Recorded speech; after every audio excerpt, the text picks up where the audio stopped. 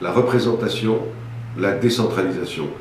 Ce sont des questions essentielles pour la France.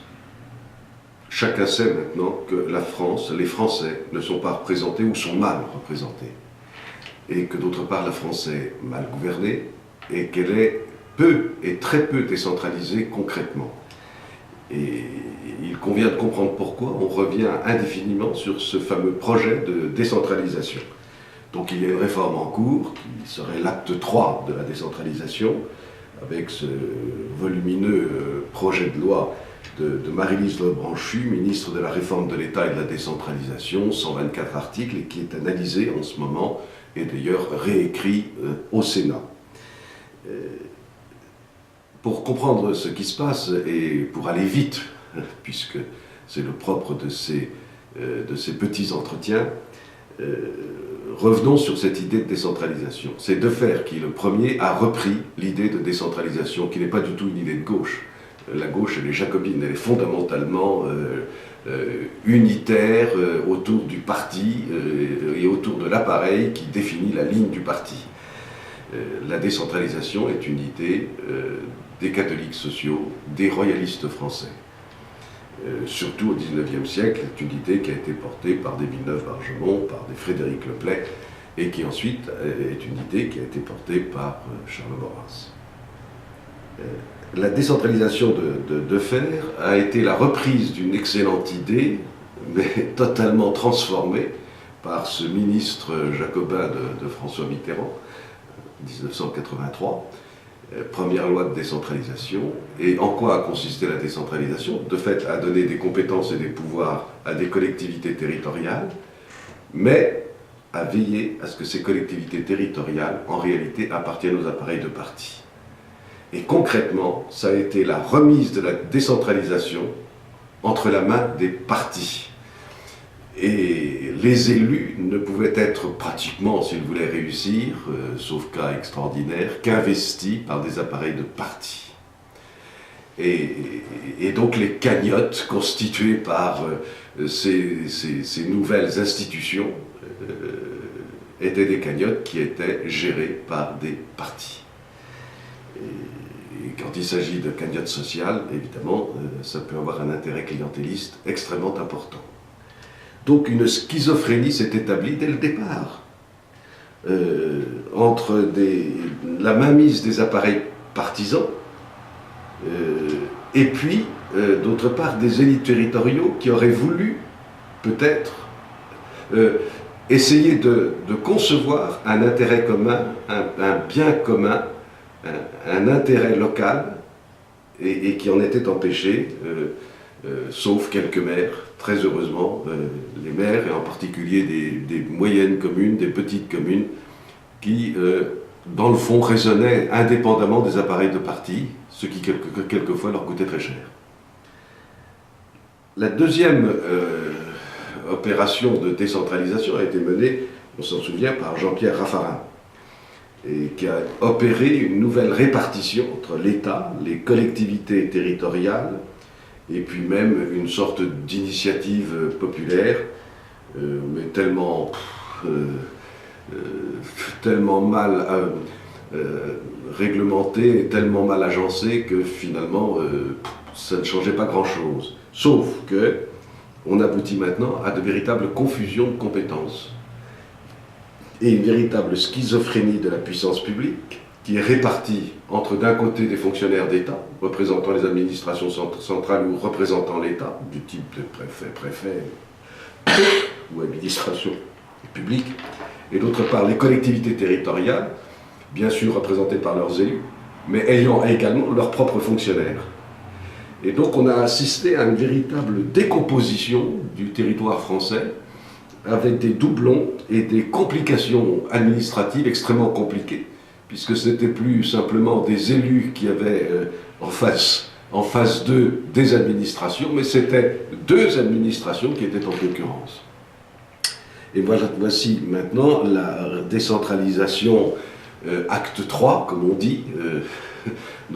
Nos hommes politiques ont toujours un langage sui generis et qui, entre nous soit dit, est un tantinet grotesque. On a donc balayé la réforme Sarkozy qui avait essayé de simplifier un peu les choses en créant un conseiller territorial, donc exit le conseiller territorial, on reprend toute la vieille structure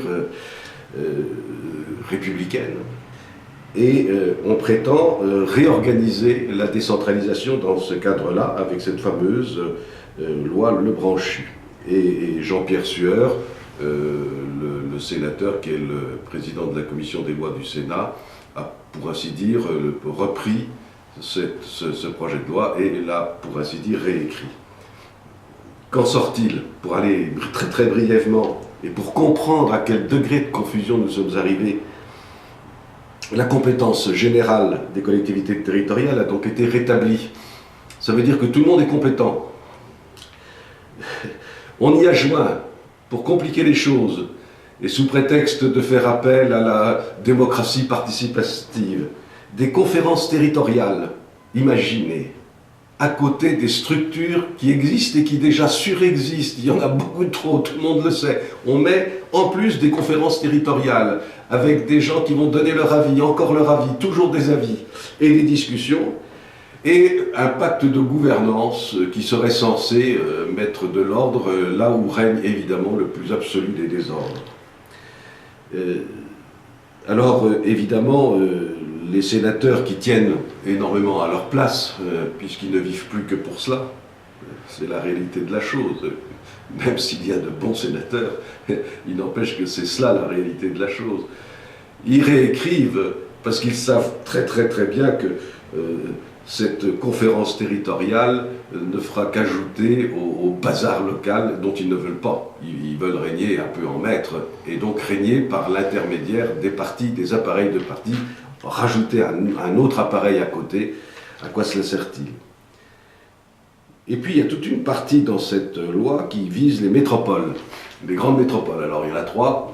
Paris. Alors Paris, on a renoncé à créer encore, on a renoncé à créer déjà une grande métropole parisienne, parce que trop d'intérêts et trop d'intérêts de partis sont en cause. Pour le moment, on ne touche pas à la chose, mais ça prouve à quel point les réformes sont dépendantes des intérêts de partis et non pas de l'intérêt général. Lyon, eh bien c'est fait, puisque Colomb a incontestablement imposé sa personnalité, non seulement sur Lyon, mais sur le Grand Lyon. Et puis Marseille. Et donc les sénateurs décident à la majorité que la métropole de Marseille sera créée contre l'avis de 110 maires sur les 119 maires de l'ensemble de la collectivité territoriale. Et pourquoi? Parce que ça arrange M. Gaudin et ça arrange Marseille, qui est surendetté et qui espère ainsi vivre sur les territoires annexes et qui seront annexés. Et évidemment, ces territoires ne veulent pas être annexés.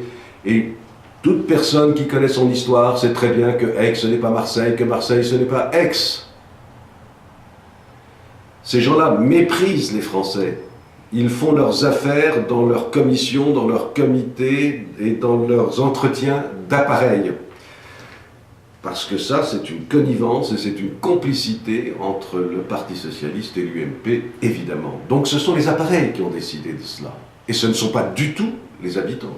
Alors, sommes-nous en démocratie ou ne sommes-nous pas en démocratie? Nous sommes exactement dans un système soviétique. Alors, sous une forme évidemment libérale ou d'apparence libérale, qui fait que cette espèce de collectivisme et de totalitarisme mou n'est pas ressenti comme quelque chose de grave et quelque chose d'intolérable. En réalité, c'est intolérable. Et les locaux, les maires locaux le savent très bien. En réalité, ce qui se passe, et pour abréger sur ce sujet, ce dont il faut bien se rendre compte, c'est que depuis, on peut dire 30 ans, 40 ans, l'idée de décentralisation est venue dans les partis politiques, elle a été récupérée. C'est une très belle idée.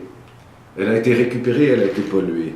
Et en fait, toute réforme est littéralement impossible à cause des intérêts de partis qui interfèrent à chaque instant et à tous les niveaux. Et il faut bien distinguer, et c'est une notion politique nouvelle qu'il faudrait créer, entre ce qu'on pourrait appeler les appareils et d'autre part les institutions. Autant les institutions sont vénérables Les institutions, c'est la famille, c'est la commune, c'est éventuellement les territoires, les pays, c'est les provinces. Et enfin, c'est bien sûr l'État et la puissance publique dans ses fonctions régaliennes essentielles, sur lesquelles l'État d'ailleurs doit revenir, et tout le monde le sait. Tout le monde le sait, de quoi s'occupe l'État. Et puis d'autre part, les appareils, qui sont les appareils partisans, et ces appareils vivent sur les institutions. Tout le jeu de ces appareils consiste à ramasser l'argent et le plus possible, d'où l'idée de faire des grands ensembles pour se donner une puissance financière. Et ces appareils sont pris en main par les partis, qui sont eux-mêmes des appareils. Et toute l'astuce consiste à prendre en main un appareil pour devenir un homme de pouvoir. Alors quand on a compris ce mécanisme, on a tout compris du malheur de la France depuis 200 ans. Et c'est là-dessus qu'il conviendrait de revenir, qu'il faut libérer la France des partis politiques. Il faut arrêter avec cette connivence et cette complicité entre pouvoir, élus et partis. Il faut libérer les élus. Ce serait tellement merveilleux d'avoir une majorité d'élus non inscrits ou sans étiquette. Ce serait tellement merveilleux et ça correspondrait tellement au fond de la réalité française. Qu'est-ce qu'on a besoin d'avoir des étiquettes?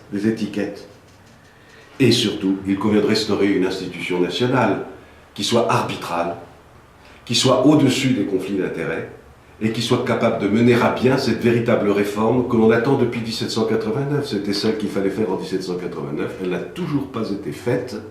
La France oscille entre une sorte de monocratie totalitaire et d'autre part une sorte d'anarchisme partisan. Et il faut qu'elle sorte de ce balancier perpétuel et qu'elle se crée et qu'elle retrouve son équilibre autour d'une institution nationale qui sera capable d'assurer les libertés locales.